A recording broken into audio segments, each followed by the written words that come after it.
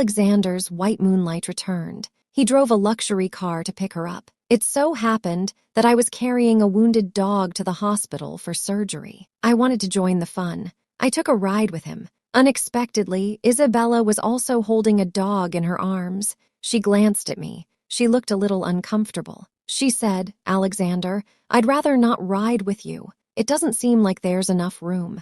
As a result, when Alexander heard this, he frowned and kicked me out of the passenger seat immediately. I stood there, feeling hollow inside. I didn't even have time to grab my phone and watch them leave, leaving just me and the injured dog in the cold weather. I held it in my arms, watching it slowly lose its breath in my arms, thinking about Fu, who had been with me for 6 years. I felt a sharp pang of sadness and couldn't help crying. In the end, I fainted. When I woke up, I found myself in the hospital. The doctor looked at me with a shake of the head and a sigh. He said, "Didn't you know you were pregnant? How could you be so careless? The operation was successful, but the baby is gone." I froze for a moment. I felt indifferent in my heart. Even if Lifu is gone, this child has nothing to cling to. 6 years later, I called Professor Thompson, who was abroad. I had made up my mind. I was willing to go to the United States and join his laboratory. "That's great. I'll book the earliest flight for you right away." "Is 3 days okay?" 3 days. That's enough time for me to say goodbye properly. I gave a soft nod. My mentor asked curiously, "Didn't you say you weren't thinking about going out? You were going to stay with your boyfriend and the dog, Raffles. Why the sudden change of heart?" Hearing Raffles' name, my heart suddenly ached. I remembered when he died. His snow-white fur was stained red with blood. I felt unbearable pain. Despair and sadness washed over me like a tide. "Raffi is gone." My voice choked. There was silence on the other end of the line for a while. Then someone began to comfort me urgently. I couldn't hear very well. My mind was filled with the image of Raffi on his deathbed, his weak breathing and his body growing cold. The last seconds of his life, he was struggling desperately in my arms, as if he wanted to escape. He didn't want me to see his final appearance. He knew he was dying. I don't know when the phone call ended. When I came to my senses, I found I had left the hospital. I was walking home alone. During the days I was in a coma at the hospital, my boyfriend Alexander didn't call me once. I opened the door to my apartment. I saw the room was dark. There were candles burning on the dining table. Alexander was standing close to Isabella, whispering something to her. My heart sank. Instead, a sneering smile appeared at the corner of his mouth. What's so surprising about it, Isabella, is the white moonlight of his life. She doesn't care about the people around her. She just walks into the room on her own. Now she just wants to take away the remains of Leifu, then break up with Alexander. Never look back. Although her heart is numb as soon as she enters the room, seeing the scene in front of her, a sudden burst of anger wells up in her heart. The Leifu house she built with her own hands is now a mess made by a strange dog. Raf's favorite doghouse has been torn to shreds. The fur is flying everywhere. His favorite clothes and toys have also been messed up. The cans of dog food in the snack area are all over the floor. The packaging is half open from being chewed. It's full of teeth marks. Raf has always been very obedient. He especially treasures the things I give him. He always takes them to me to be cleaned. But now Isabella's dog has taken his place. I can't find a single thing that's still intact. If Rafe could see this from heaven, he would be sad too, I'm sure. I can no longer hold back my anger. I slam the urn in the dog's face. The big dog suddenly wakes up. It jumps up at once. It knocks the urn out of my hand and onto the floor. It makes a loud noise. Isabella rushes in at once. She saw the dog cowering. Tears welled up in her eyes. She then turned her head and slapped me. Her hand brushed past my face.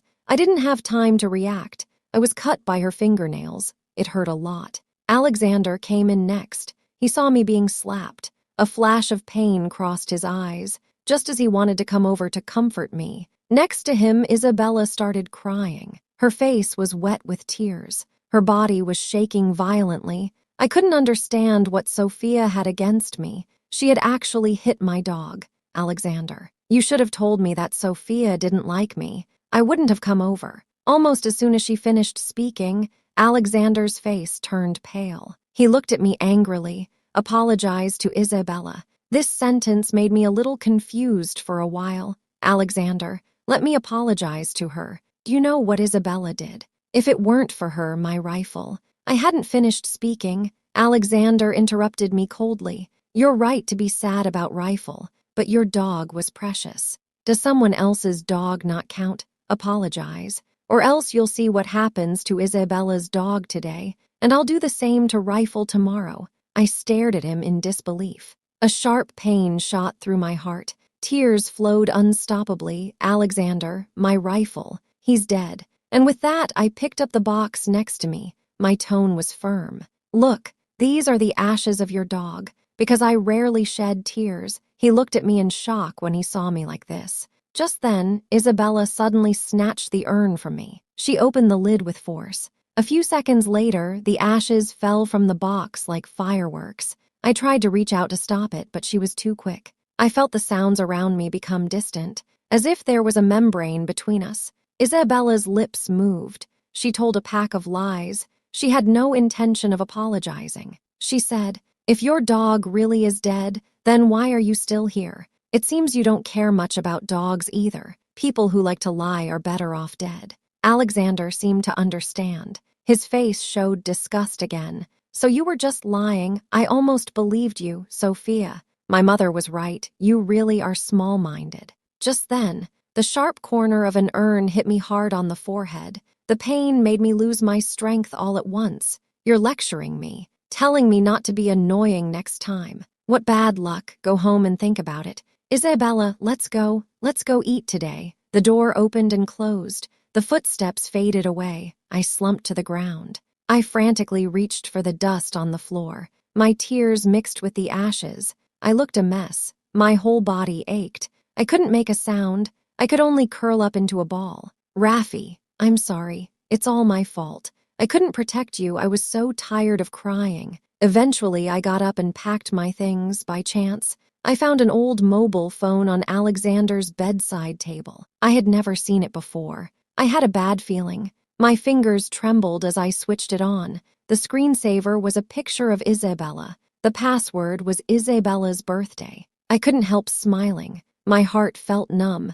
I logged onto the social media app. I saw Alexander's account. I was surprised by what I found. He once said he hated people who posted on social media. But his account is full of updates. Almost every day there's one, all full of love for Isabella. "Isabella, go after your dreams. I'll always be waiting for you, no matter how long it takes. Isabella, while you were gone, I missed you so much. Sometimes it felt like you were right here with me. I'm with Sophia now. She's a bit like you, and she has a dog too. But I swear, you will always be the most important person in my heart. Sophia and her dog are just substitutes. Just passing the time, waiting for you to come back. I will find a way to break up with her after all. Something fake will always be fake. I don't even have the strength to cry anymore. I just stare blankly at the screen of my phone. 7 years ago, my mother fell seriously ill. Her life was in danger. She somehow managed to get a dog.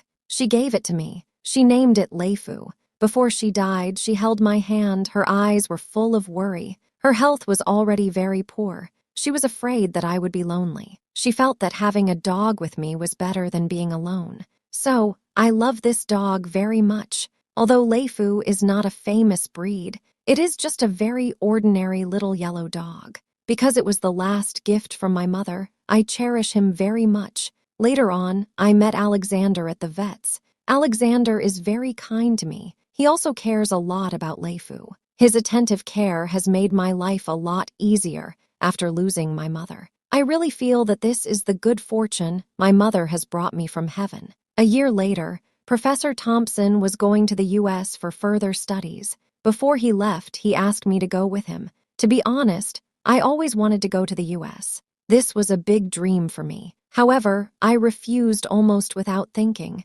because I wanted to stay with Raphael and Alexander. My mother's death made me understand that you should cherish the few loved ones you have. But who would have thought that my sincere devotion would be met with such a result? Alexander never loved me. He just used me as a casual substitute. I felt like my heart had died. I couldn't sleep at all. I spent the night sorting through my things. I packed up everything I could take with me. I set fire to the rest. Alexander didn't come home all night. He didn't come home until the sun was shining the next day. As soon as he saw me sitting on the sofa, his eyebrows furrowed. He came over and asked, "Why are you sitting here alone? Aren't you cold? Even if you're being stubborn, you have to think about the baby in your belly." After he said that, I froze for a moment. I subconsciously touched my belly. The softness I used to feel there was gone. Recently, I've been so busy with Rafi's funeral that I almost forgot what I'd lost. It wasn't just the dog. There was also a child I'd never even met. Alexander saw that I was silent. He thought I was still angry about what happened yesterday. He suddenly became very concerned. He took the initiative to help me to the table. He spoke softly and persuaded me. "Sophia, Isabella and I grew up together. We're friends.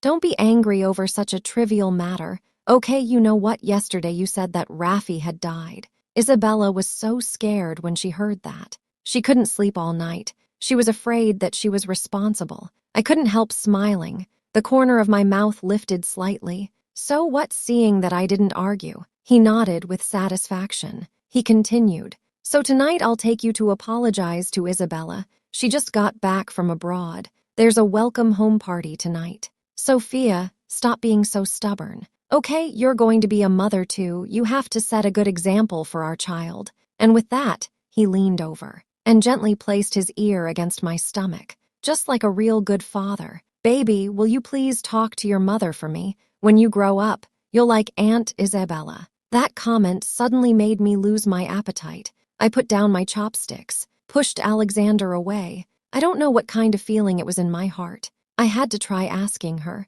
"Haven't you noticed that Rafi hasn't been home for a few days?" Alexander shrugged. He must be in the hospital recovering from his injuries. Then she stared at me. She said warningly, "You're not going to tell me Rafi is dead again, are you, Sophia? There's a limit to how much you can lie. If you go on like this, how can I trust you with the baby?" I sneered. I said directly, "What if the baby is gone too?" With a loud noise, Alexander pushed his chair away and stood up. His face was as cold as ice. He looked at Sophia. His tone was full of helplessness. "You have to talk to me like this." He took a necklace out of his pocket. He threw it over. The pendant on the silver chain made a jingling sound. "To make you happy, I came back early today. I even brought you dinner and a present. I really don't know what I did wrong that made you so unreasonable." His tone intensified. "I'll take you to the welcome dinner tonight. You'd better think of how to apologize to Isabella." He walked away with a wave of his hand.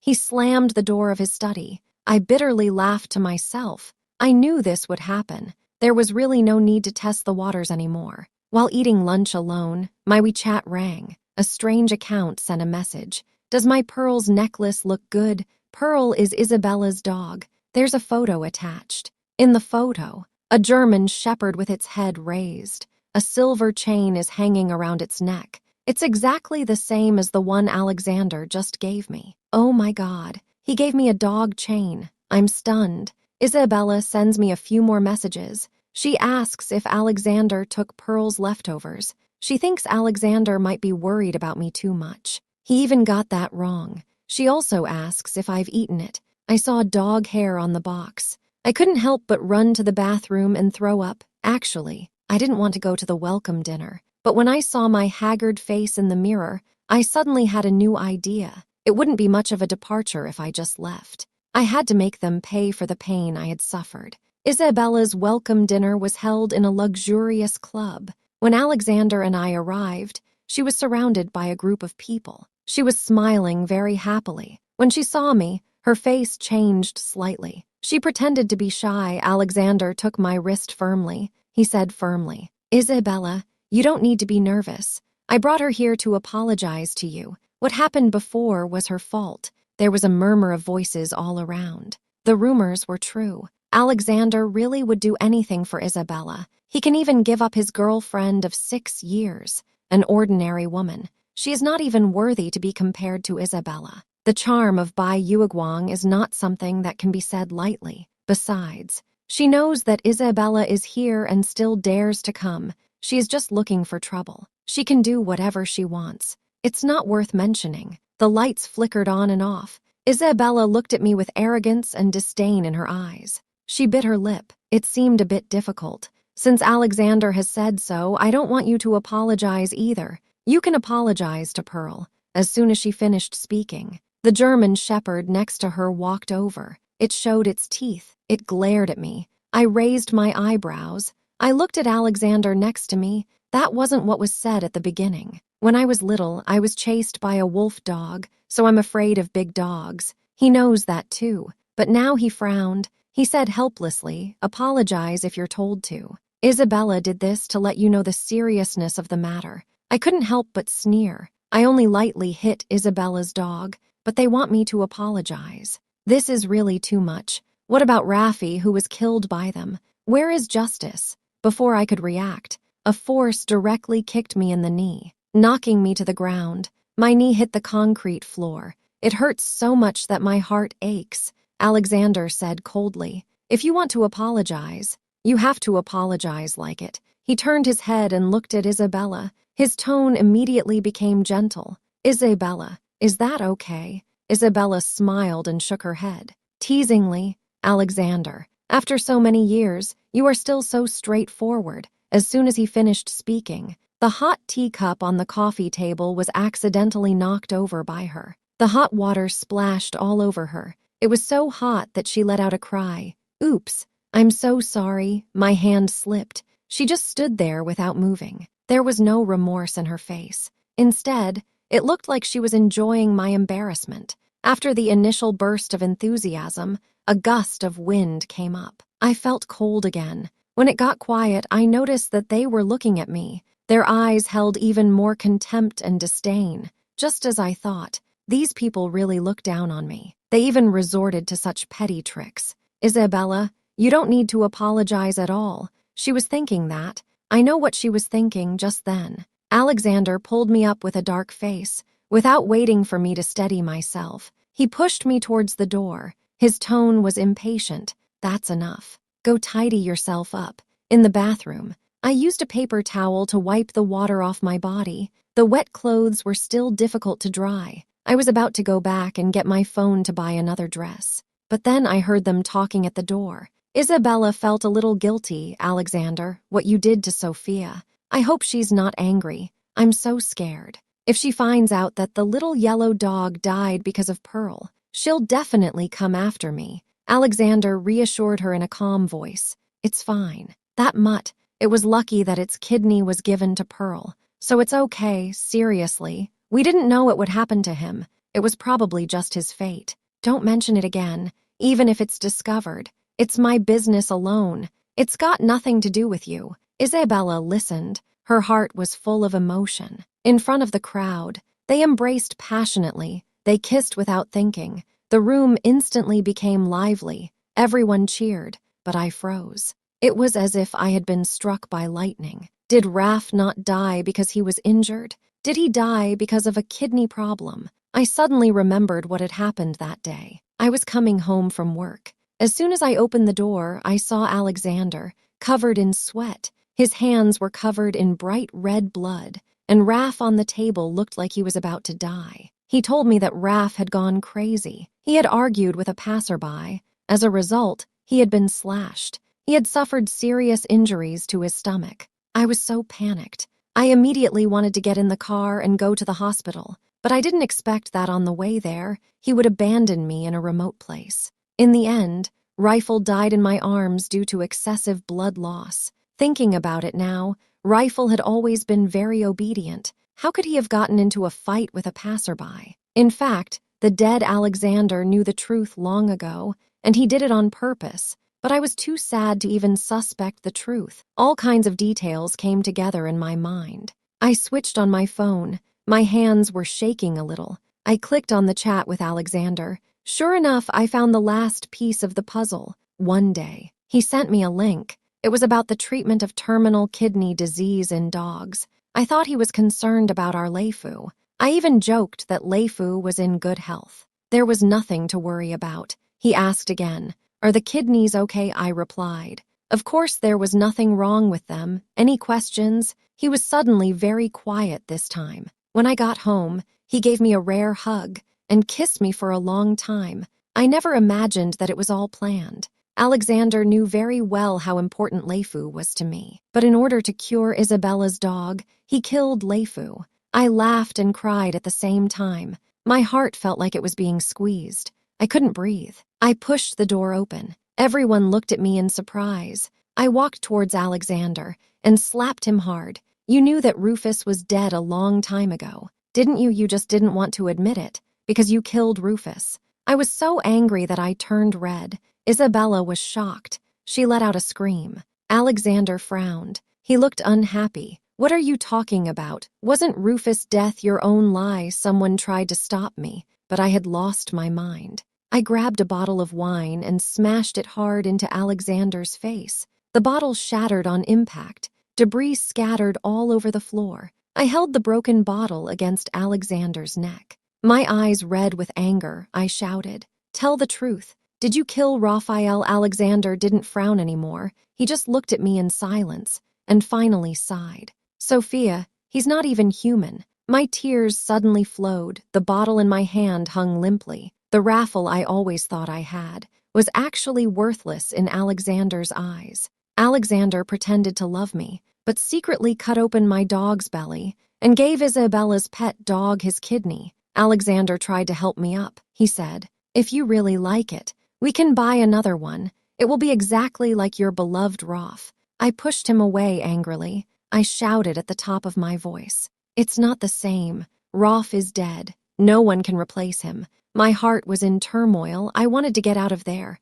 But just then, Isabella's dog seemed to go berserk. It charged at me. Everyone around me immediately stepped back. Only I was still in the same place because I was in a daze. I feel for Rifle. The low growl of a large dog rings in my ears. "Run!" Everyone is shouting, but I'm in a daze. Alexander in front of me also looks at me. He hesitates for a split second. Then he turns around and embraces Isabella. He runs out of the room. "Sophia, you used to be a pet kindergarten teacher. You can handle this." The room is empty. Only Isabella's dog and I are staring at each other. I can hear the idle chatter. Isabella's dog seems to have a bad temper. Someone whispers, "It's not really a bad temper. It's just that it's frightened." Isabella sometimes lets her emotions out on the dog. The sound of the wine bottle breaking must have frightened it. Big dogs can be quite strong. "Sophia, I hope nothing happens to her." "Who cares? Alexander doesn't care anyway. We don't need to worry." The sound of discussion echoes in my ears. The big dog in front of me is breathing heavily. The stench from its mouth is unbearable. I smile, but many images from the past flash through my mind. The worry in her eyes when Mum died. Raf's body growing cold in my arms. The mobile phone Alexander hid. And just now, when the big dog went berserk, Alexander decisively chose another person. I thought if I made the decision to leave, I wouldn't be sad anymore. At this moment, I felt a heavy weight in my heart. It was an indescribable feeling. I closed my eyes with a bitter smile. Suddenly, a large dog pounced on me. It bit my arm. The pain made my whole body suddenly covered in cold sweat.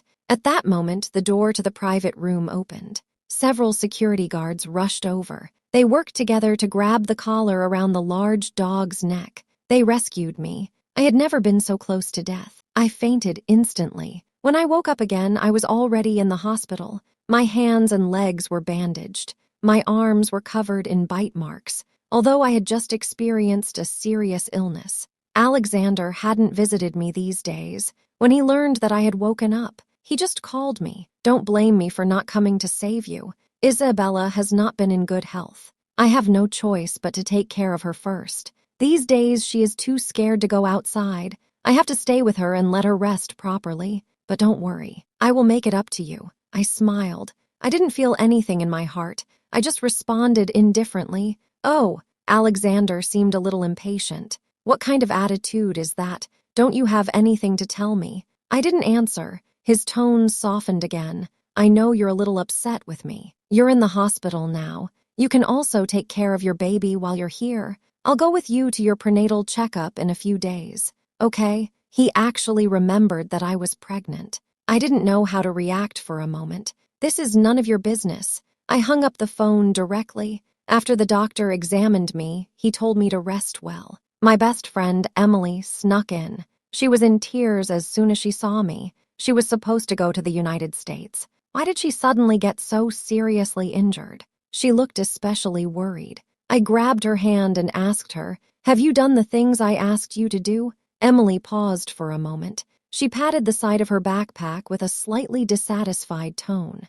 "Sis, I've always done a good job of the tasks you've assigned me. You even gave me the house keys. What's the big deal with stealing a few small things?" She still seemed a little worried, thinking to herself there might be surveillance in the study. After all that had happened, she gradually realized that she could no longer judge Alexander's character as she had in the past. She also knew that if evidence was left behind, her previous plan would be ruined. But after Emily had heard this, her expression became complicated and asked, "Don't you believe me yet? I'm a professional paparazzi. If there were a camera, I would definitely be the first to find it." There really wasn't a camera in the study. However, Emily paused. There was some hesitation on her face. "But what is it?" I said. "Alexander's study had a lot of children's toys. Don't you think he actually looks forward to the birth of your child? Moreover, while I was going through his desk, I found a secret contract. It said that after your baby is born,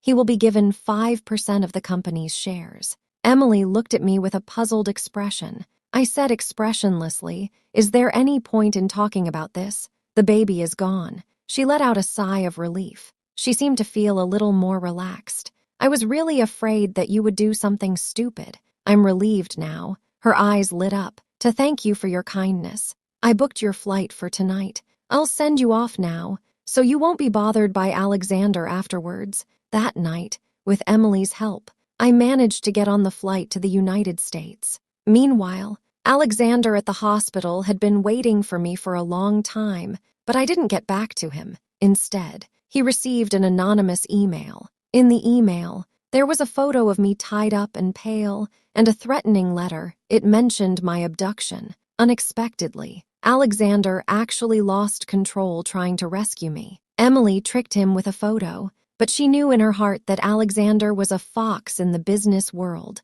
She didn't expect him to fall for it. However, I couldn't get in touch with you for several days. I couldn't find you anywhere. Alexander's panic could no longer be suppressed. He took the initiative to find Emily. "Just tell me what you want, but you have to let Sophia go no matter what." His tone was urgent. It carried anger. Emily was intrigued. She teased, "You really can just name it. Then I want the land you're bidding on, and 51% of your company's shares, plus 100 million in cash." Alexander was furious. He yelled, "Don't go too far." Emily smiled slightly. Her tone was relaxed. "If you can't afford to play, don't play. Right now I have your girlfriend in my hands." Then he hung up the phone. Unexpectedly, Alexander was ready overnight to give Emily everything she wanted, despite the company's strong advice and Isabella's pleas. He impulsively arranged a time and place for the deal with Emily. However, what no one expected was that,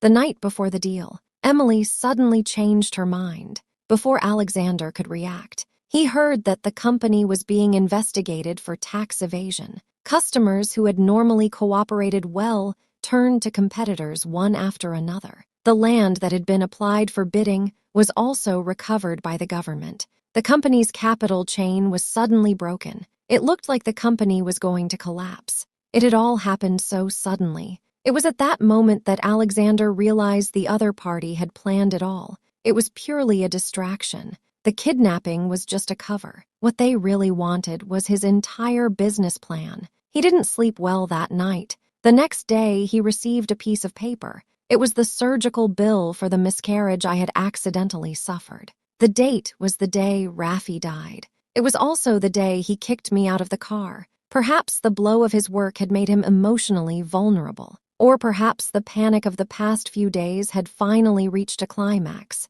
Alexander, who was usually so strong, could not hold back his tears. He didn't think he loved me very much, but he couldn't bear to lose anything. His career and the girlfriend who had been by his side for 6 years. Now it all became too much, especially the collapse of his career. It was still because of his girlfriend. It made people feel especially helpless. At the moment Alexander fell, the rumors about me on the internet are getting more and more ridiculous. It all started when Isabella posted an edited surveillance video. In the video, first I hit her dog with a box, then the camera panned. Next, in the private room of the club, I smashed a wine bottle. As a result, her dog got scared and ran out of control. Everyone had to rush out. Isabella usually likes to play with social media, mainly filming her dog, because her dog looks good. It's quite famous online. After the video was posted, many dog lovers came to scold her.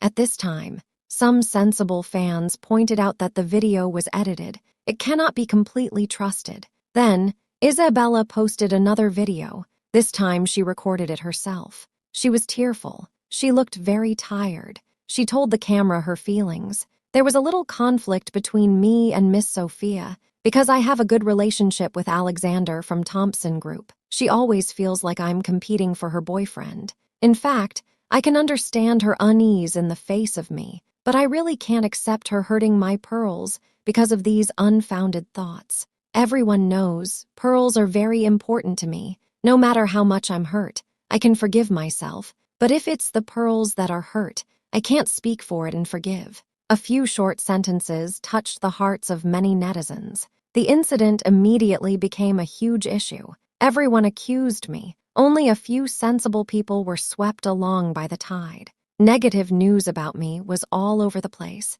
Some people even started investigating my personal background. Isabella accused me without reservation. She directly named me. As a result, it became much easier for them to check my background. Before long, some people linked me to the recent sharp fall in the share price of Thompson Group. Netizens expressed their delight. They felt it was some kind of divine intervention. There has been a lot of controversy in the country recently. I've heard some of it here. Emily wanted to explain things to me, but I told her to stop. The people who are really affected are the ones shouting there, since I have the real interests in my hands. The domestic turmoil can't affect me, so I simply ignored it. Public opinion will calm down eventually, so I had no intention of responding. A few days later, things changed. The one who spoke up for me was Alexander. Emily told me. Alexander finally registered an account on a social media platform under the pressure of public opinion. He came out and clarified the matter.